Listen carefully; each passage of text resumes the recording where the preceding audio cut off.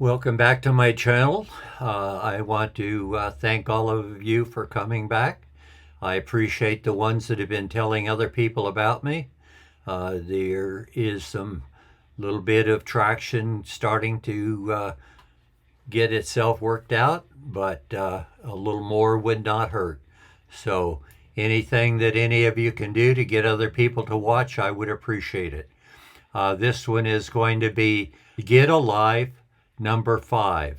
And in Get a Life number 5, I'm going to do something that is a little unusual from all the other things that I've done. And I have mentioned a couple times in my videos that I know how to build a spaceship that will be in space for more than a generation. Now, this would be necessary if we're going to actually get involved in international space travel and have Homo sapiens start moving out into the universe, colonizing other planets wherever we find them, or even some of the moons around Saturn and Jupiter. But depending on what we can live on, we need a lot of water, and there's going to be a lot of minerals from the asteroid belt that is in our atmosphere that we can bring back, mine many minerals and different new things. It will open up a whole new life, even far greater for the world than the discovering that Columbus made when he discovered America. So I'm going to get started on what I think would be a spaceship that would get out and do the job for us. And I was thinking that this would not be that difficult. I just go online and get copies of different things that would explain what I'm going to talk about, and that would be easy to explain. But it ended up being a lot harder than I thought it would be, because there's nothing really out there that demonstrates what I had come up with. So I am going to go ahead and tell you how to build the ship, but before that, there are some specifications. And the specifications are anyone that uses any of my ideas, and that's one reason I'm doing it, so that I can identify that it is me that did it. Because I know there's a big deal on patents and trademarks, and I want to make sure that I get this on the internet so other people can't say they invented it before I did. I'm almost 87 years old, and so I was probably experimenting back during the time of Star Trek with things that would work, that gave me the ideas to come up with what I have done. And therefore, I would have had a lot of these ideas developed back way before most of the people that are still alive today were even born. So my specifications then will be absolutely necessary for anyone that wants to use any of my ideas. They are agreeing by using my ideas, and this is the same way as using internet programs. When they started franchising or selling license to use it, that's what this is like. Anytime you use anything, the license that you're buying is guaranteeing that women will be absolutely equal in the universe and any place that your organization that owns the ship functions within the world, the earth. Besides that, we are going to also be subjected to the Federation.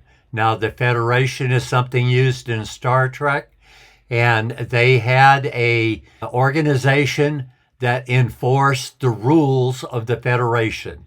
And I'm putting in the first couple of rules right now for the Federation, and that is the same as your property taxes in the United States of America, particularly in California. The property taxes are the number one security on the real property. And that means that I'm using the same theory. So when you use one little item on your ship, my ship is totally regulated by the Federation.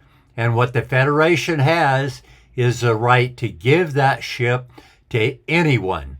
And they can only do that if the people that have it have violated the rules. And the rules are everyone is absolutely equal, including the women.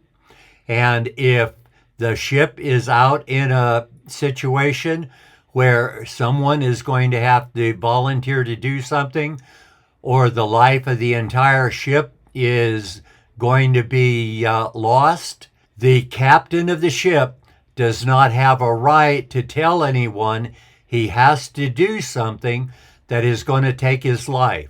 Now, I think, in my opinion, if I were on the ship, I would volunteer a lot of times to save the life of the crew members, volunteer to do it.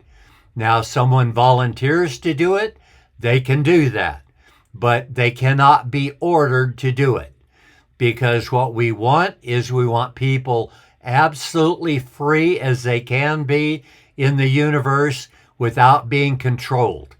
We don't want any of the garbage that's going on here by the Muslims or the people that think that they're worshiping Allah.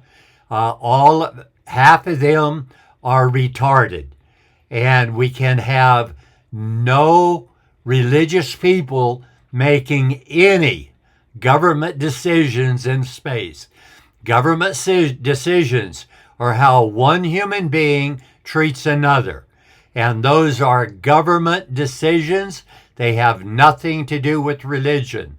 The individual can do anything he wants to do as long as he's not taking another Homo sapiens' life or hurting or injuring him or trying to subjugate him to make him do something or her to do something that he wants done. Everyone is free and independent, and the Federation is going to uphold that. Now, is the Federation formed yet? No. After this spaceship gets built, if it ever gets built, the Federation will come into effect, and it will step up and do the job it's supposed to do, is to make sure every captain that is in charge of a crew is out there for the benefit of the crew first, his company second, and then the world or the Homo sapiens third. But what we want to do is make sure everyone's on board to know they are obligating themselves when they use the things I'm talking about. I've only got 20 minutes, so I've got to talk fast and explain how this ship works.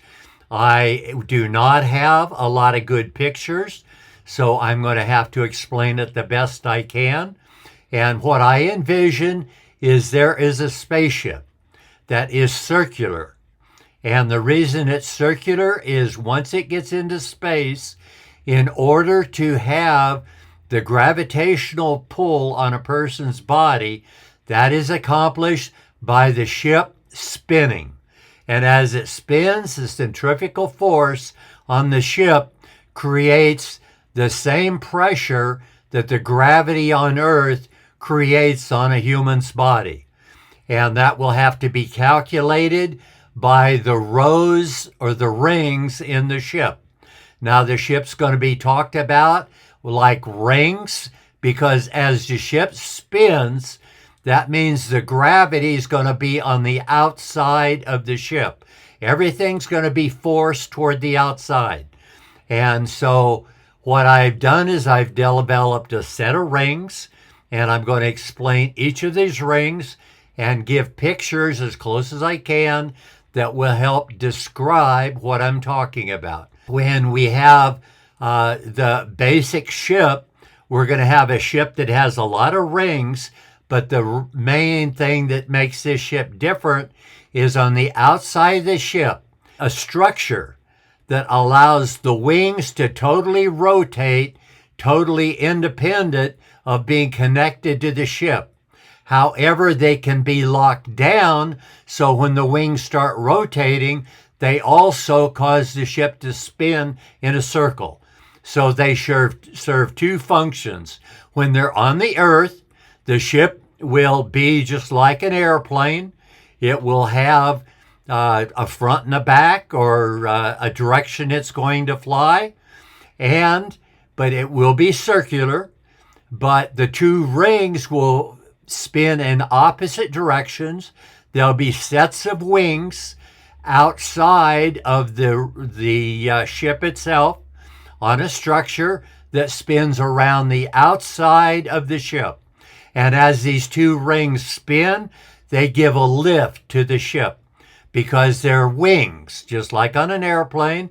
It's somewhat like a helicopter, only the helicopter, these are wings that go around the outside of the ship instead of just being wings above the helicopter. So these outside wings going two directions will keep the ship from wanting to twist one direction over the other.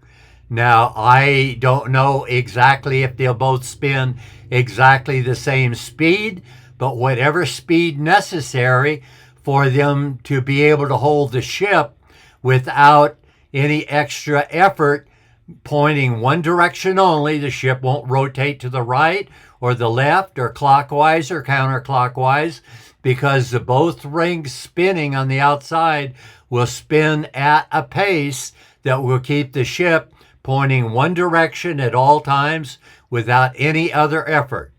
Now, as the ship, besides having the rings flow around outside, the ship has to have motors or power engines connected to the ship as well. And so the ship that will have engines on the outside of the wings, and they will make the wings spin. But the wings spinning while the ship is in the earth will give it lift to pull off of the surface of go into the atmosphere, go into space, into the air. Now, as the wings as the engines connected to the ship, they have to be developed so that they'll be aerodynamic and be connected to the ship. If they can, they'll be at the bottom of both sides, and they will be fairly hefty jet engines, and alongside of them have to be rocket engines, because once we get outside of the Earth's atmosphere, the jet engines do not work. So we have to have rocket engines that will take over and continue the speed to get the ship into space where it needs to go. So there's a lot of engineering that has to be added to my basic design. But my basic design is going to be shown here. And I think I've talked enough about wings, because it's all a matter of designing and engineering, because it has to lift the weight of the ship and all of the equipment that's in the ship. And the ship will be rather large and heavy. Now, outside of these wings, the first level when you get to the ship is going to be on the outside and the bottom, a 3-foot section. When you get to the top of the ship, there will be an inner wall that's only 1 foot in. Now, it will be a double wall. And the purpose for this double wall is all around the bottom of the ship and all around the outside and the top is going to be what would normally be a dead space, but it's going to be absolutely filled in. And what it's going to be filled in that we put in our freezers and we freeze so we can throw it in our ice chest and keep the stuff cold all day.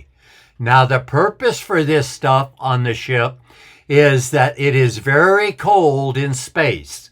So in order to have people living inside the ship, we've got to warm up the ship a bit.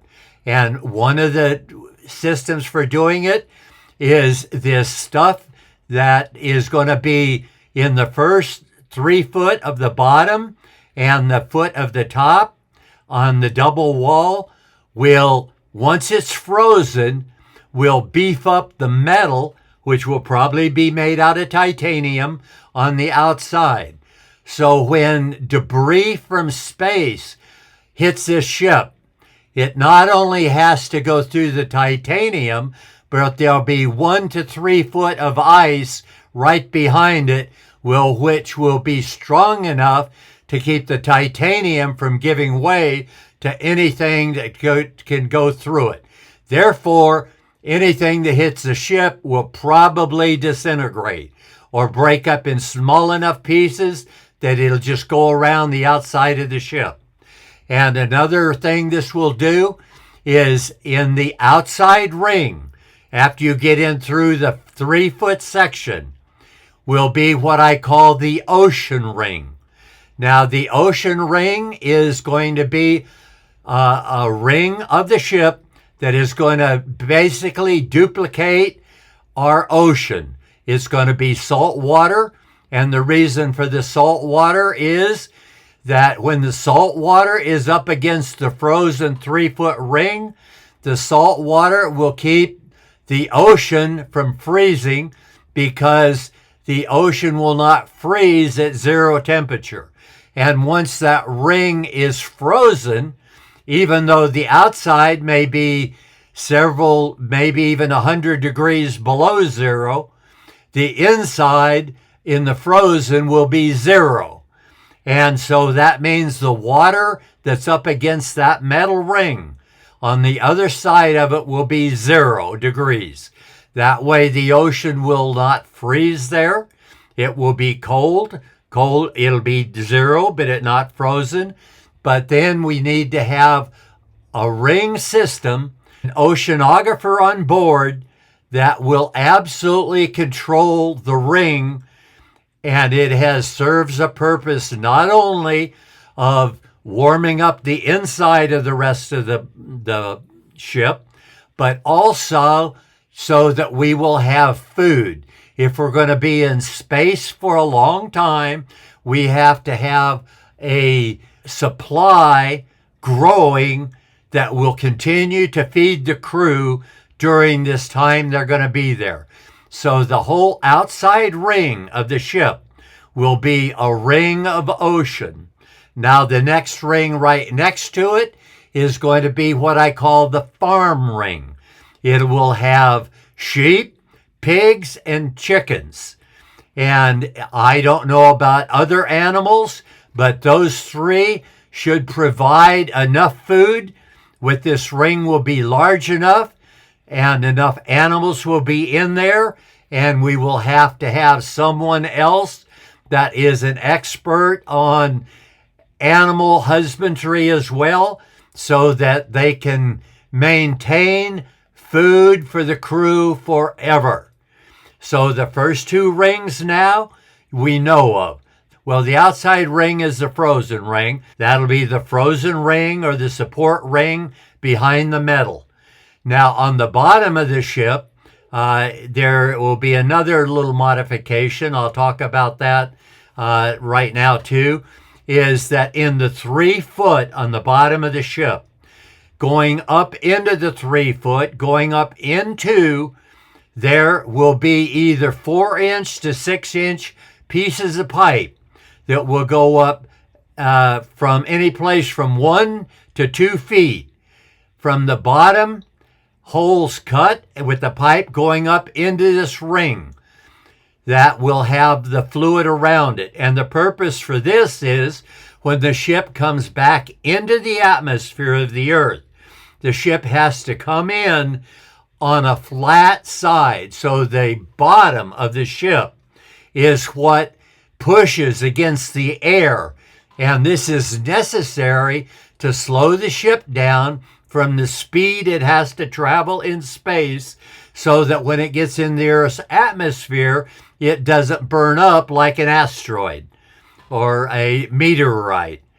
So what we want to do is we have these pipes going into the bottom of the ship up, so that as the pressure compresses, as it pushes down, it will increase these 2-foot pipes 4 or 6 inches in diameter, so that we will have pressure points pushing back against the atmosphere that will help slow the ship down much quicker than it would just taking the heat around the outside of the ship. So when you see the ship, the bottom of the ship is slightly concaved in. That's so the whole bottom of the ship will hold more pressure than just the top of the ship or the other part of the ship.